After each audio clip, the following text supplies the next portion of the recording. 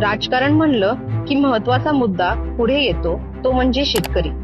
आपल्या भारत देशाची अर्थव्यवस्था 5व्या क्रमांकावर असली तरी देखील बळीराजाला न्याय देताना सरकार अपयशी ठरते। त्यात आता मुद्दा समोर आला आहे तो साखर कारखान्याचा आणि शेतकऱ्याचा। काय आहे प्रकरण तेच सांगणारा हा व्हिडिओ।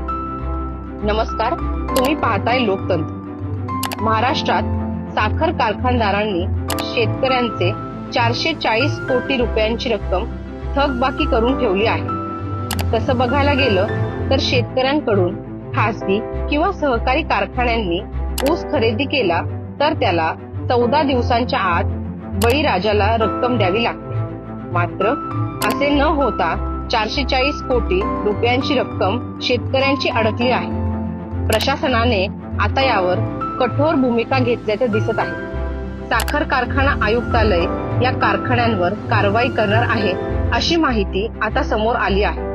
येणाऱ्या 30 एप्रिल पर्यंत शेतकऱ्यांना थकीत FRP जर दिली नाही तर या कारखान्यांवर जप्तीची कारवाई होणार असल्याचे सांगितलं जात आहे।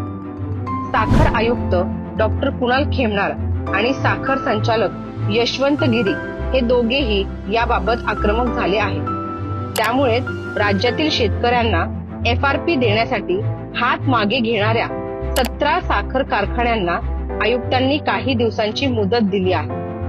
साखर कारखाने शेतकऱ्यांचा पैसा देणार का? नाही दिला तर आयुक्त कारवाई करणार का? तुम्हाला काय वाटतं हे आम्हाला कमेंट करून नक्की कळवा। आणि जर लोकतंत्र चॅनलवर नवीन असाल तर सबस्क्राईब करायला विसरू नका। धन्यवाद।